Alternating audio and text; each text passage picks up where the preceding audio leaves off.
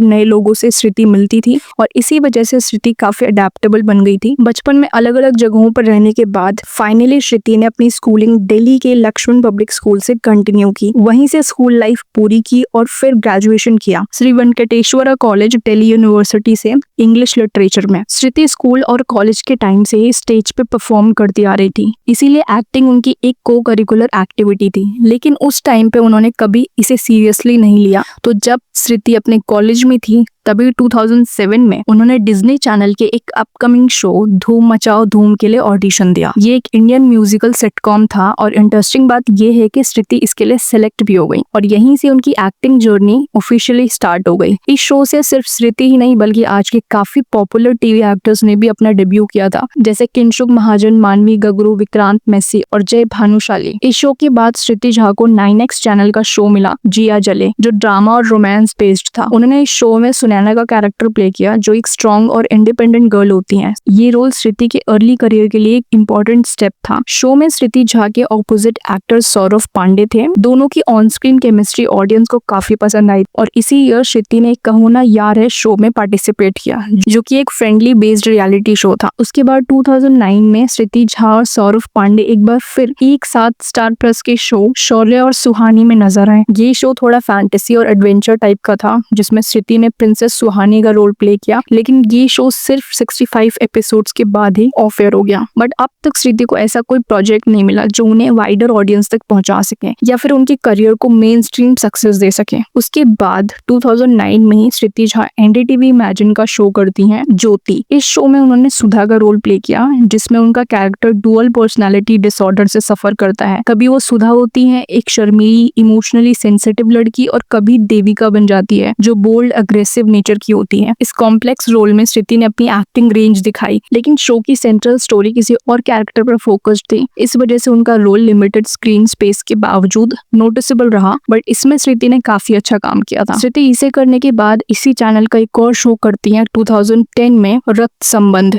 इस शो में उन्होंने संध्या प्रधान का रोल प्ले किया, जो एक विजुअली इम्पेयर्ड गर्ल होती हैं। उनके ऑपोजिट नमन शॉ और ध्रुव बंधारी थे। संध्या का कैरेक्टर सॉफ्ट, इमोशनली लेयर्ड और स्ट्रॉन्ग था। ये शो भी 125 एपिसोड्स के बाद ऑफ एयर हो गया। उसी साल 2010 में श्रुति ने फिक्शन के अलावा थोड़ा रियलिटी टीवी भी एक्सप्लोर किया। वो एनडीटीवी इमेजिन के dance based show Nachle Ve with Saroj Khan में दिखी, जहां उन्होंने अपनी बेसिक डांस स्किल्स और स्क्रीन प्रेजेंस दिखाई। इसके अलावा श्रुति एक और रियलिटी चैट शो मीठी छुरी नंबर 1 में भी अपेयर हुई, जहां टीवी की पॉपुलर एक्ट्रेसेस अपने ओपिनियंस ओपनली शेयर करती थी। उसके बाद 2011 में श्रुति झा लाइफ ओके के शो दिल से दी दुआ सौभाग्यवती भवा में लीड रोल में दिखाई दी। उन्होंने इस शो में जानवी का कैरेक्टर प्ले किया, जो एक ट्रबल्ड मैरिज से गुजर रही होती है। उनके ऑपोजिट हर्षद चोपड़ा और करणवीर बोहरा थे। ये रोल उनके करियर का मेजर ब्रेक थ्रू बना। इस शो के बाद श्रुति को एक सीरियस और पावरफुल एक्ट्रेस के तौर पे इंडस्ट्री में पहचान मिल गई और उनकी विजिबिलिटी ऑडियंस में काफी बढ़ गई थी। और इस शो के दौरान ये भी कहा गया कि श्रुति और हर्षद चोपड़ा के बीच एक क्लोज बॉन्ड डेवलप हुआ, जिसको लेकर काफी टाइम तक रिलेशनशिप रूमर्स भी चलते रहे, पर दोनों ने कभी ऑफिशियली कुछ कंफर्म नहीं किया।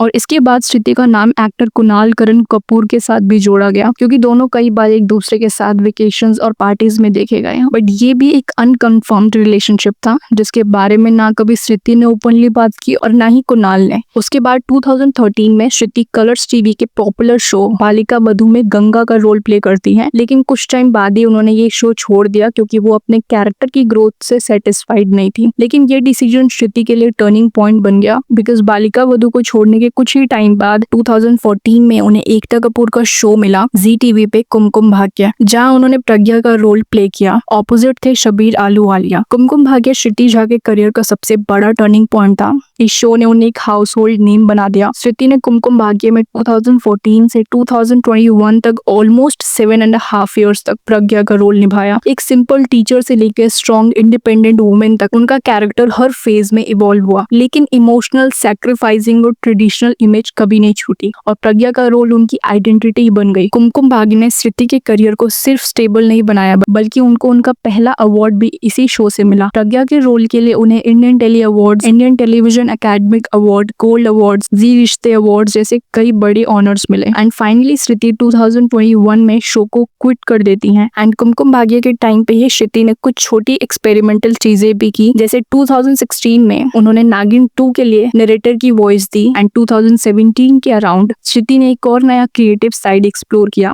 राइटिंग। श्रुति ने स्पोकन वर्ड पोएट्री लिखना शुरू किया और अपनी पोएम्स को स्टेज पे भी परफॉर्म किया। उनका ये राइटिंग स्टाइल पर्सनल, बोल्ड और थॉट प्रोवोकिंग था, जो उनकी टीवी वाली इमेज से काफी अलग था। फिर 2020 में श्रुति एक शॉर्ट फिल्म यू टर्न में दीपा के रोल में नजर आई। एंड 2021 में उन्होंने दरमियान नाम का एक पॉडकास्ट सीरीज में साक्षी दीवान का ऑडियो कैरेक्टर प्ले करती हैं। उसके बाद 2022 में श्रुति झा ने पहली बार रियलिटी टीवी शो में एक्टिवली पार्टिसिपेट किया। उन्होंने कलर्स टीवी के स्टंट बेस्ड शो खतरों के खिलाड़ी सीजन 2 में पार्टिसिपेट किया, जहां उनकी जर्नी 10th पोजीशन पर आकर खत्म हो गई। उसके बाद उन्होंने झलक दिखला जा सीजन 10 में वाइल्ड कार्ड एंट्री ली और श्रुति ने शो को 3rd रनर अप के पोजीशन पे फिनिश किया। उसके बाद 2023 में श्रुति झा ने करण जौहर की फिल्म रॉकी और रानी की प्रेम कहानी में जया का रोल निभाया, जो एक एक्ट्रेस थी। देन इसी ईयर टीवी शो सौभाग्यवती भवा में श्रुति ने सिया के घोस्ट का रोल किया, जो उनके 2011 वाला ओरिजिनल शो का सीक्वल था। 2023 में ही उनका एक शॉर्ट फिल्म चावल भी आया। नवंबर 2023 से श्रुति झा ने जी टीवी के शो कैसे मुझे तुम मिल गए शो में अमृता भवानी का रोल प्ले किया। उनके ऑपोजिट थे अरिजीत तनेजा। ये शो अभी रिसेंटली ऑफ एयर हुआ है। अब श्रुति से एक इंटरव्यू में पूछा गया था कि वो कुछ नया क्यों नहीं ट्राई करती, सिमिलर कैरेक्टर्स ही क्यों प्ले करती हैं, तो उन्होंने आंसर किया कि आजकल कई टीवी एक्टर्स हैं जो रिपीटेटिव रोल से थक चुके होते हैं और ओटीटी या फिल्म्स की तरफ शिफ्ट करने के लिए रेस्टलेस हो जाते हैं। लेकिन श्रुति झा का अप्रोच थोड़ा अलग है। उनका कहना है कि as boring as it sounds, I am very comfortable with what I played on screen so far. वो प्लान करके कभी कुछ करती नहीं है। उनका मानना है कि अगर किसी नए शो या रोल का ऑफर आता है उन्हें, तो वो करने के लिए रेडी होती हैं। लेकिन अगर सिमिलर रोल मिलता है तो वो भी कर लेती हैं, उनको कोई प्रॉब्लम नहीं है। लेकिन जितना टैलेंट श्रुति झा के पास है, उस हिसाब से उन्होंने अब तक सिर्फ टीवी तक लिमिटेड रहना चूज किया है। वो खुद एक इंटरव्यू में कह चुकी हैं कि उनका ड्रीम है बड़े प्रोजेक्ट्स या फिर बिग स्क्रीन पे काम करना, लेकिन टीवी शो में उन्हें बार बार वही सेम टिपिकल बहू जैसे रोल्स मिलते आए हैं, जहाँ उनका क्रिएटिव स्पेस बहुत लिमिटेड होता है। श्रुति झा को टेलीविजन इंडस्ट्री में काम करते हुए अब 19 ईयर्स हो चुके हैं। इतना लॉन्ग जर्नी होना किसी भी आर्टिस्ट के लिए डेडिकेशन को दिखाता है, लेकिन इतने लंबे समय तक सिर्फ एक मीडियम तक लिमिटेड रहना, जब आज के टाइम पे ओटीटी और डिजिटल प्लेटफॉर्म्स नए और पावरफुल रोल्स ऑफर कर रहे हैं, सिर्फ टीवी तक लिमिटेड नहीं रहना चाहिए। बट अगर आपने श्रुति के कुमकुम भाग्य से पहले वाले शोज को देखा होगा, तो उसमें श्रुति ने काफी वैरायटीज वाले कैरेक्टर्स प्ले किए और उनमें से कुछ रोल्स काफी चैलेंजिंग भी थे। एंड अब आप बताओ कि आपने श्रुति को पहली बार किस शो में देखा था और आपको क्या लगता है कि अब उन्हें क्या नया करना चाहिए? कमेंट करके जरूर बताना। That's it for today. I hope you liked the video. If you did, then don't forget to like, share and subscribe to the channel.